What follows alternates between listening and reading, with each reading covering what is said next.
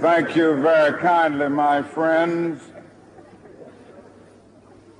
As I listen to Ralph Abernathy and his eloquent and generous introduction, and then thought about myself, I wondered who he was talking about.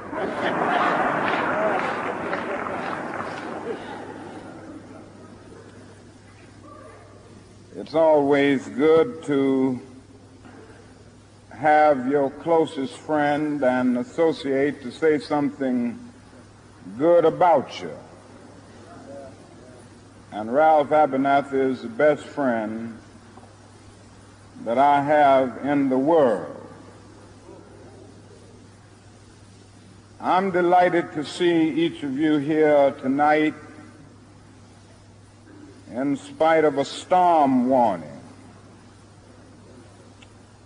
You reveal that you are determined to go on anyhow. Something is happening in Memphis, something is happening in our world. And you know, if I was standing at the beginning of time with the possibility of taking a kind of general and panoramic view of the whole of human history up to now, and the Almighty said to me, Martin Luther King, which age would you like to live in? I would take my mental flight by Egypt, and I would watch God's children in their magnificent trek from the dark dungeons of Egypt through, or rather across the Red Sea, through the wilderness on toward the Promised Land. And in spite of its magnificence, I wouldn't stop there. I would move on by Greece and take my mind to Mount Olympus. And I would see Plato, Aristotle, Socrates, Euripides, and Aristophanes assemble around the Parthenon.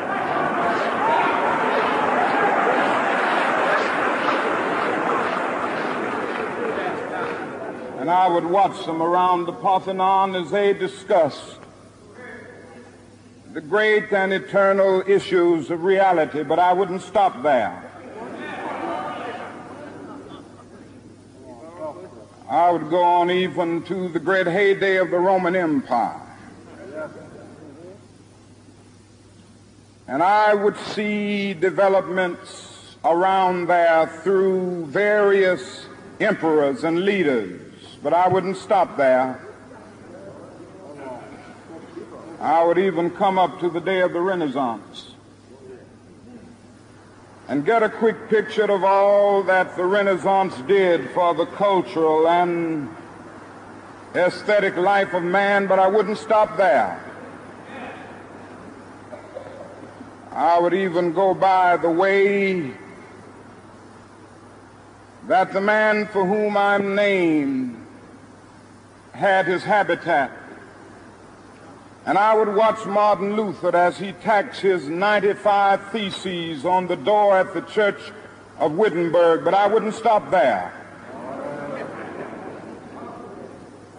I would come on up even to 1863 and watch a vacillating president by the name of Abraham Lincoln finally come to the conclusion that he had to sign the Emancipation Proclamation, but I wouldn't stop there.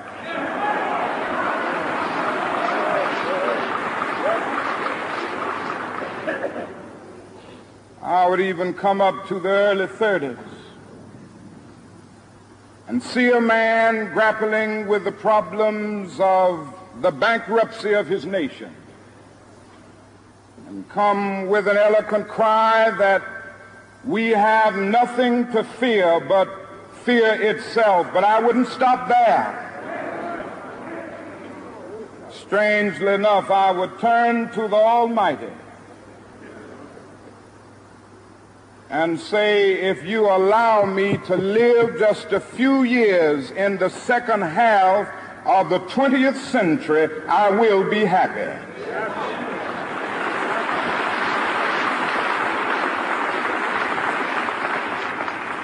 Now, that's a strange statement to make because the world is all messed up. The nation is sick. Trouble is in the land, confusion all around. That's a strange statement. But I know somehow that only when it is dark enough can you see the stars. And I see God working in this period of the 20th century in a way that men in some strange way are responding. Something is happening in our world. The masses of people are rising up,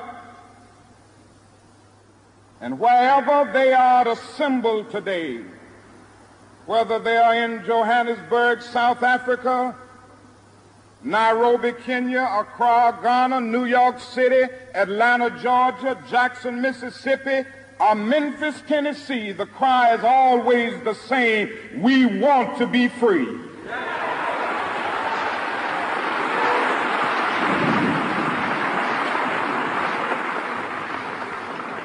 And another reason that I'm happy to live in this period is that we have been forced to a point where we are going to have to grapple with the problems that men have been trying to grapple with through history, but the demands didn't force them to do it. Survival demands that we grapple with them. Men for years now have been talking about war and peace, but now no longer can they just talk about it. It is no longer the choice between violence and nonviolence in this world. It's nonviolence or non-existence. That is where we are today.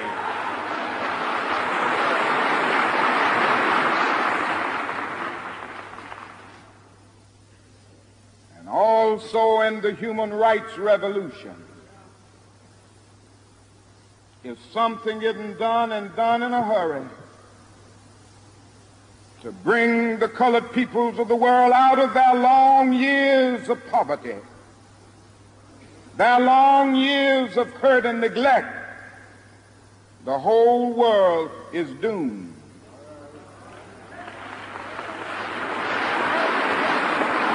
Now, I'm just happy that God has allowed me to live in this period to see what is unfolding. And I'm happy that he's allowed me to be in Memphis. I can remember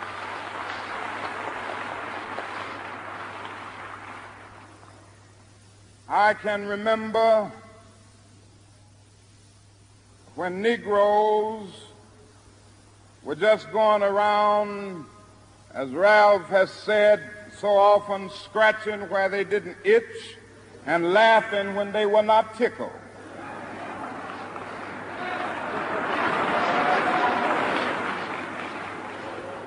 But that day is all over.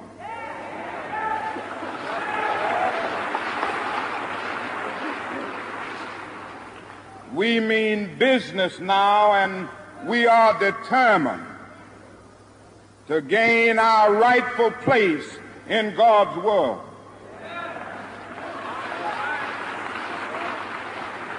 And that's all this whole thing is about. We aren't engaged in any negative protest and in any negative arguments with anybody. We are saying that we are determined to be men. We are determined to be people.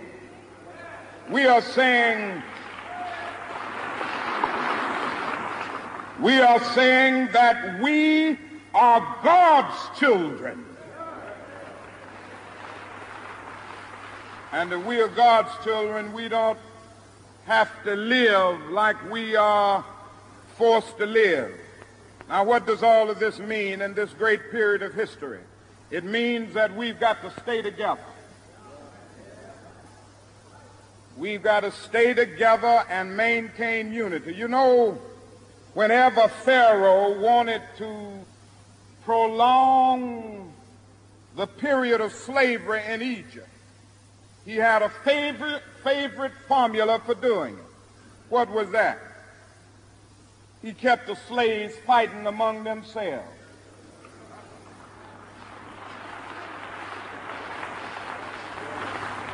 But whenever the slaves get together, something happens in Pharaoh's court, and he cannot hold the slaves in slavery. When the slaves get together, that's the beginning of getting out of slavery.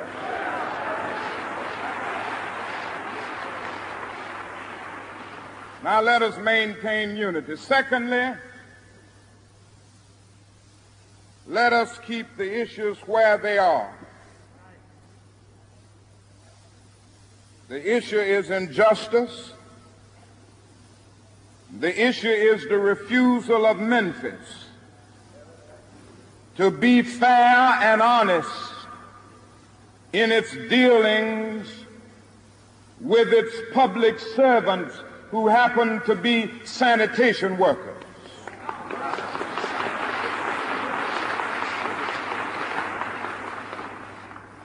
Now, we've got to keep attention on that. That's always the problem with a little violence. You know what happened the other day, and the press dealt only with the window breaking. I read the articles. They very seldom got around to mentioning the fact that 1,300 sanitation workers are on strike, and that Memphis is not being fair to them, and that Mayor Loeb is in dire need of a doctor. They didn't get around to that.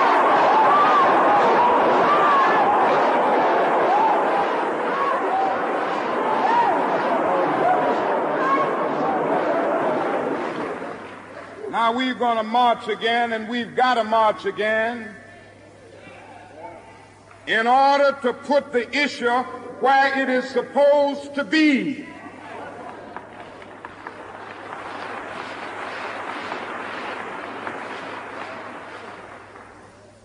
And force everybody to see that there are 1,300 of God's children here suffering, sometimes going hungry, going through dark and dreary nights, wondering how this thing is going to come out. That's the issue. And we've got to say to the nation, we know how it's coming out. For when people get caught up with that which is right and they are willing to sacrifice for it, there is no stopping point short of victory.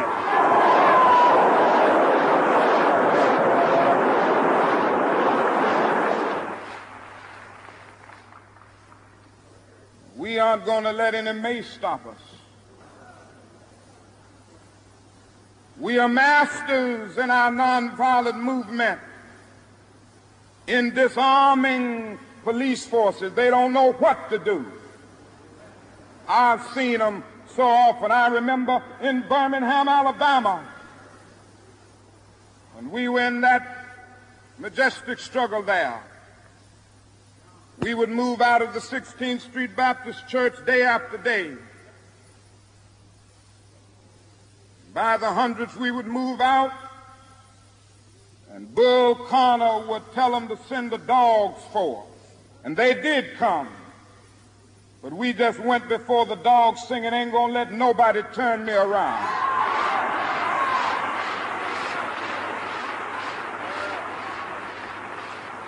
Bull Connor next would say, turn the fire hoses on.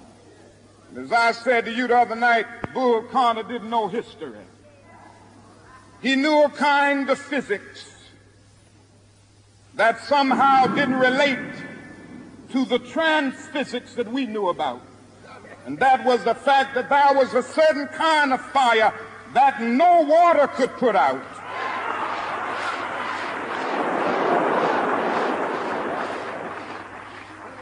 And we went before the fire hoses.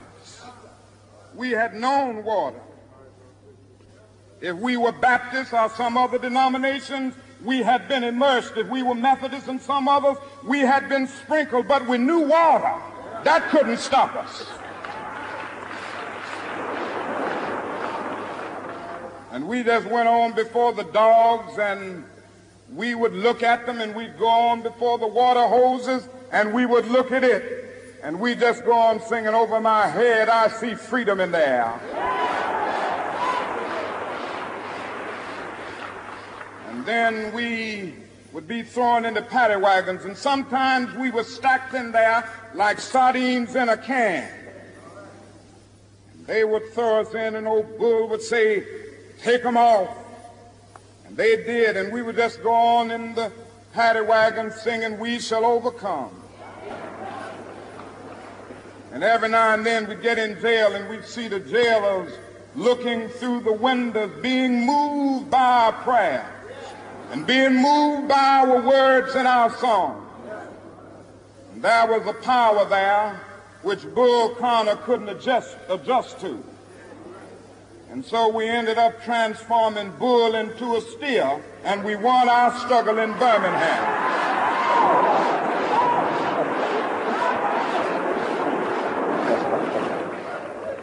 Now we've got to go on in Memphis just like that. I call upon you to be with us when we go out Monday. Now about injunctions. We have an injunction, and we're going into court tomorrow morning to fight this illegal, unconstitutional injunction. All we say to America is be true to what you said on paper.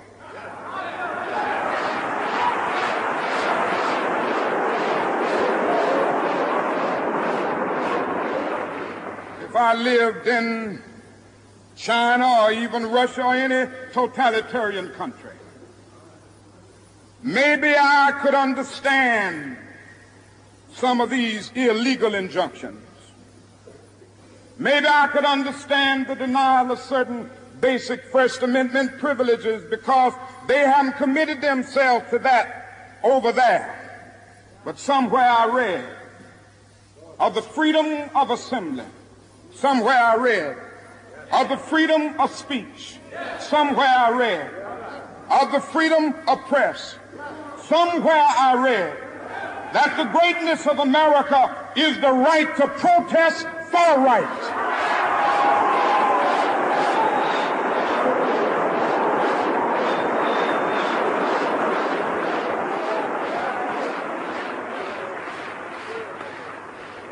And so just as I say we aren't going to let any dogs or water hoses turn us around, we aren't going to let any injunction turn us around.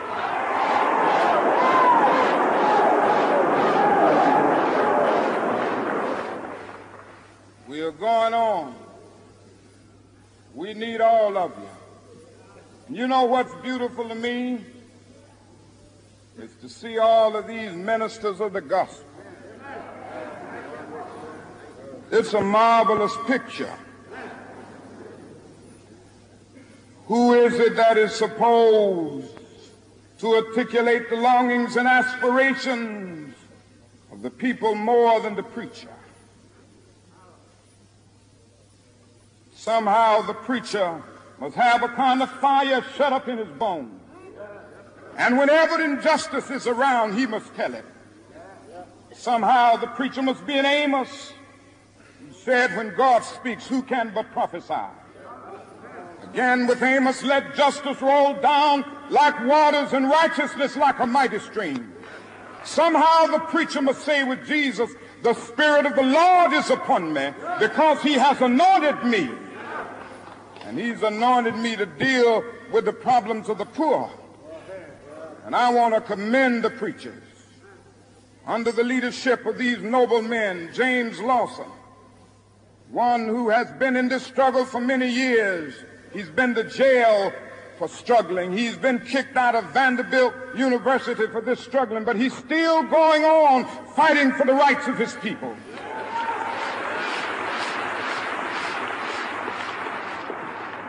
Reverend Ralph Jackson, Billy Kyles, I could just go right on down the list, which time will not permit, but I want to thank all of them.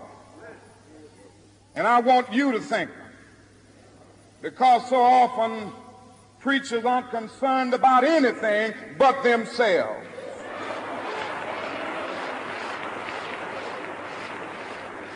And I'm always happy to see a relevant ministry.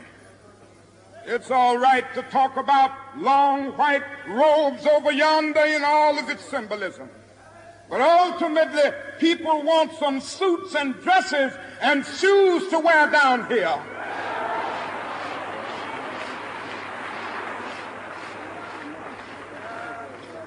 It's all right to talk about streets flowing with milk and honey. But God has commanded us to be concerned about the slums down here and his children who can't eat 3 square meals a day. It's all right to talk about the New Jerusalem, but one day God's preacher must talk about the new New York, the new Atlanta, the new Philadelphia, the new Los Angeles, the new Memphis, Tennessee.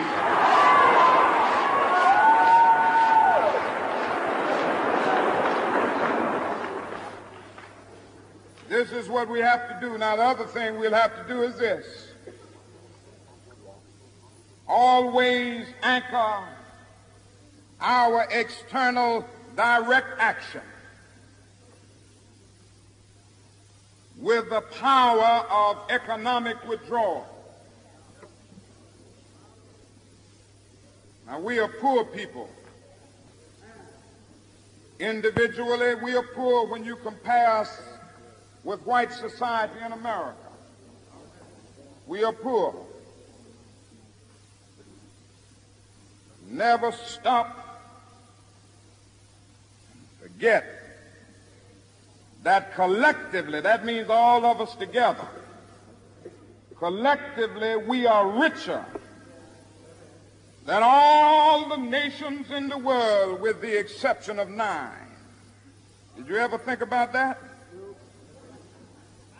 After you leave the United States, Soviet Russia, Great Britain, West Germany, France, and I can name others, the American Negro collectively is richer than most nations of the world. We have an annual income of more than $30 billion a year, which is more than all of the exports of the United States and more than the national budget of Canada. Did you know that?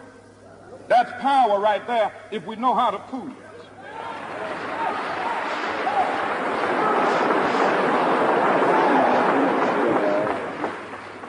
We don't have to argue with anybody.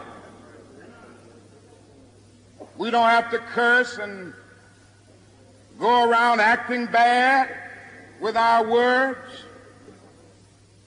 We don't need any bricks and bottles. We don't need any Molotov cocktails. We just need to go around to these stores and to these massive industries in our country and say, God sent us by here to say to you that you're not treating his children right. And we come by here to ask you to make the first item on your agenda fair treatment where God's children are concerned. Now, if you are not prepared to do that, we do have an agenda that we must follow. And our agenda calls for withdrawing economic support from you.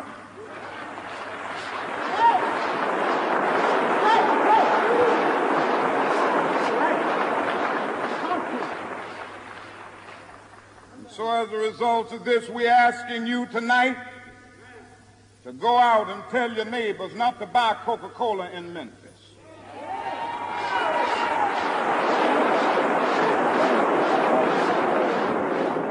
Go by and tell them not to buy sealed test milk.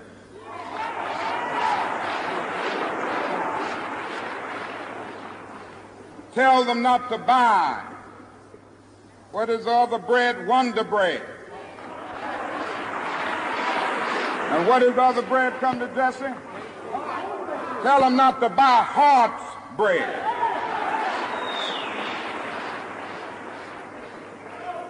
As Jesse Jackson has said, up to now, only the garbage men have been feeling pain. Now we must kind of redistribute the pain.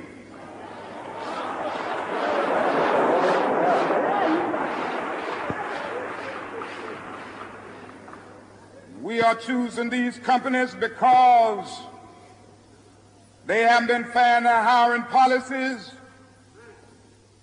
and we are choosing them because they can begin the process of saying they are going to support the needs and the rights of these men who are on strike.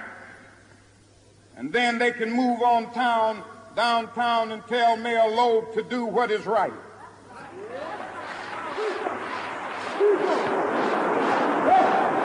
Now, not only that, we've got to strengthen black institutions. I call upon you to take your money out of the banks downtown and deposit your money in Tri-State Bank.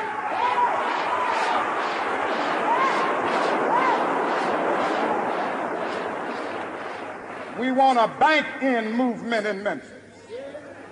Go by the Savings and Loan Association. I'm not asking you something that we don't do ourselves in SCLC. Judge Hooks and others will tell you that we have an account here in the Savings and Loan Association from the Southern Christian Leadership Conference. We are telling you to follow what we are doing. Put your money there. You have 6 or 7 black insurance companies here in the city of Memphis. Take out your insurance there. We want to have an insurance in.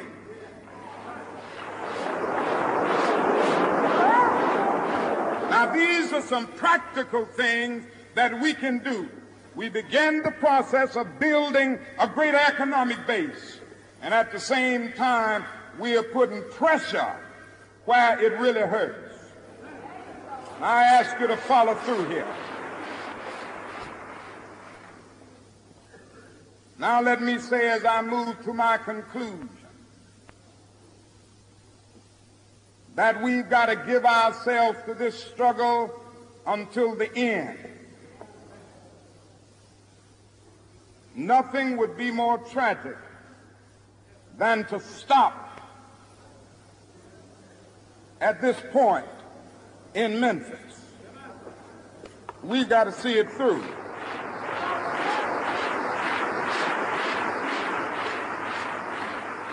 When we have our march, you need to be there. If it means leaving work, if it means leaving school, be there.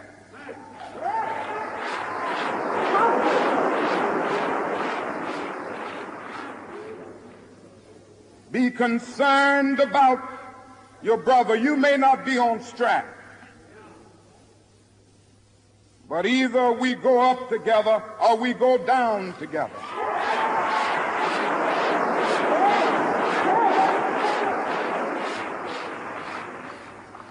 Let us develop a kind of dangerous unselfishness. One day a man came to Jesus, and he wanted to raise some questions about some vital matters of life. At points he wanted to trick Jesus and show him that he knew a little more than Jesus knew and throw him off base. Now that question could have easily ended up in a philosophical and theological debate. But Jesus immediately pulled that question from midair and placed it on the dangerous curve between Jerusalem and Jericho. And he talked about a certain man who fell among thieves. You remember that a Levite, and the priest passed by on the other side. They didn't stop to help him. Finally, a man of another race came by. He got down from his beast, decided not to be compassionate by proxy, but he got down with him, administered first aid, and helped the man in need. Jesus ended up saying this was the good man, this was the great man, because he had the capacity to project the eye into the thou and to be concerned about his brother. Now, you know, we use our imagination a great deal to try to determine why the priest and the Levite didn't stop. The times we say they were busy going to a church meeting, an ecclesiastical gathering, and they had to get on down to Jerusalem so they wouldn't be late for their meeting. At other times, we would speculate that there was a religious law that one who was engaged in religious ceremonials was not to touch a human body 24 hours before the ceremony. And every now and then we begin to wonder whether maybe they were not going down to Jerusalem, down to Jericho rather, to organize a Jericho Road Improvement Association. That's a possibility. Maybe they felt that it was better to deal with the problem from the causal root rather than to get bogged down with an individual effect. But I'm going to tell you what my imagination tells me. It's possible that those men were afraid. You see, the Jericho Road is a dangerous road. That's right. I remember when Mrs. King and I were first in Jerusalem. We rented a car and drove from Jerusalem down to Jericho. And as soon as we got on that road, I said to my wife, I can see why Jesus used this as the setting for his parable. It's a winding, meandering road. It's really conducive for ambushing. You start out in Jerusalem, which is about 1,200 miles, or rather 1,200 feet above sea level. And by the time you get down to Jericho, 15 or 20 minutes later, you're about 2,200 feet below sea level. That's a dangerous road. In the days of Jesus, it came to be known as the bloody paths. You know, it's possible that the priest and the Levite looked over that man on the ground and wondered if the robbers were still around. Or it's possible that they felt that the man on the ground was merely faking, and he was acting like he had been robbed and hurt in order to seize them over there, lure them there for quick and easy seizure. And so the first question that the priest asked, the first question that the Levite asked was, if I stop to help this man, what will happen to me? But then the Good Samaritan came by, and he reversed the question. If I do not stop to help this man, what will happen to him? That's the question before you tonight. Not if I stop to help the sanitation workers, what will happen to my job? Not if I stop to help the sanitation workers, what will happen to all of the hours that I usually spend in my office every day and every week as a pastor? The question is not if I stop to help this man in need, what will happen to me? The question is, if I do not stop to help the sanitation workers, what will happen to them? That's the question.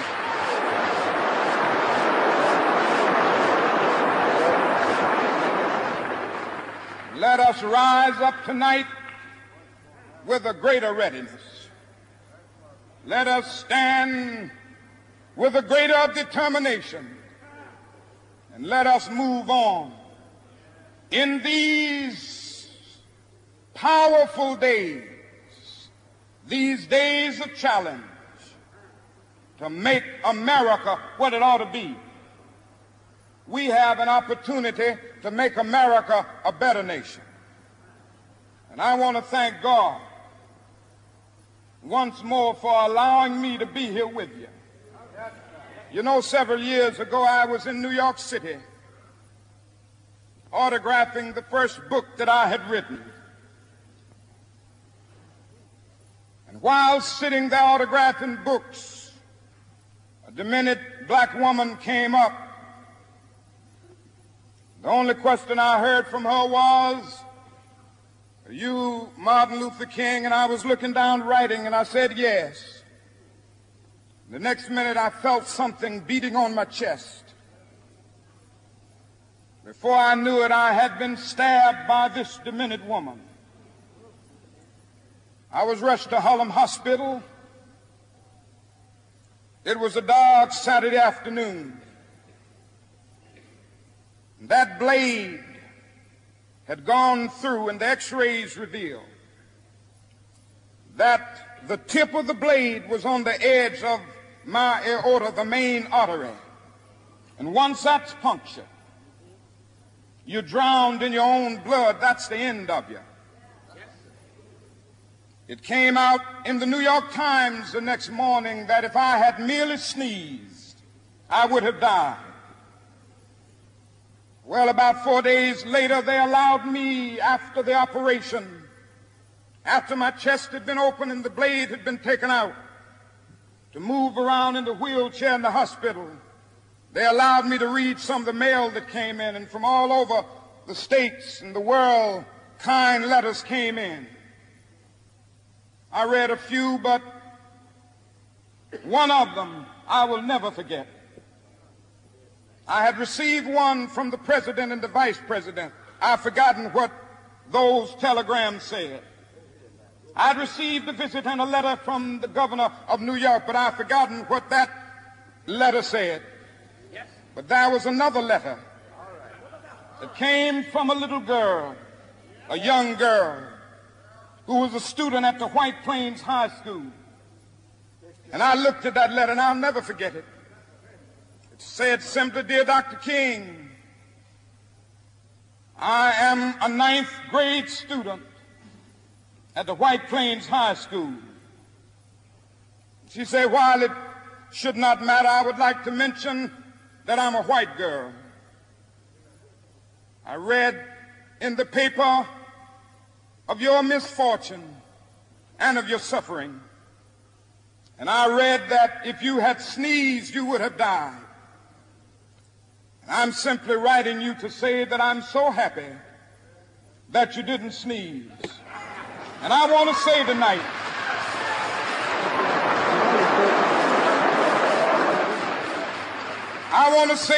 that I too am happy that I didn't sneeze, because if I had sneezed, I wouldn't have been around here in 1960, when students all over the South started sitting in at lunch counters. And I knew that as they were sitting in, they were really standing up for the best in the American dream and taking the whole nation back to those great wells of democracy which were dug deep by the founding fathers in the Declaration of Independence and the Constitution. If I had sneezed, I wouldn't have been around here in 1961 when we decided to take a ride for freedom and ended segregation in interstate travel. If I had sneezed, I wouldn't have been around here in 1962 when Negroes in Albany, Georgia decided to straighten their backs up. And whenever men and women straighten their backs up, they are going somewhere, because a man can't ride your back unless it is bent. If I had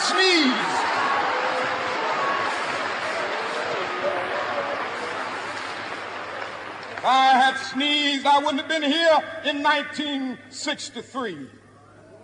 The black people of Birmingham, Alabama, aroused the conscience of this nation and brought into being the Civil Rights Bill, if I had sneezed, I wouldn't have had a chance later that year in August to try to tell America about a dream that I had had. If I had sneezed, I wouldn't have been down in Selma, Alabama to see the great movement there. If I had sneezed, I wouldn't have been in Memphis to see a community rally around those brothers and sisters who are suffering. I'm so happy that I didn't sneeze. And they were telling me, now it doesn't matter now. It really doesn't matter what happens now. I left Atlanta this morning, and as we got started on the plane, there were 6 of us. The pilot said over the public address system, "We are sorry for the delay, but we have Dr. Martin Luther King on the plane, and to be sure that all of the bags were checked, and to be sure that nothing would be wrong on the plane, we had to check out everything carefully, and we've had the plane protected and guarded all night." And then I got into Memphis, and some began to say the threats, or talk about the threats that were out, or what would happen to me from some of our sick white brothers. Well, I don't know what will happen now. We've got some difficult days ahead. But it really doesn't matter with me now, because I've been to the mountaintop. I don't mind.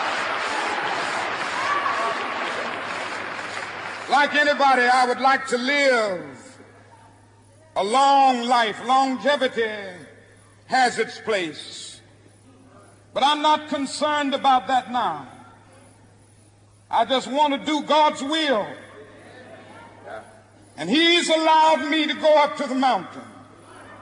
And I've looked over, and I've seen the promised land. I may not get there with you, but I want you to know tonight that we as a people will get to the promised land.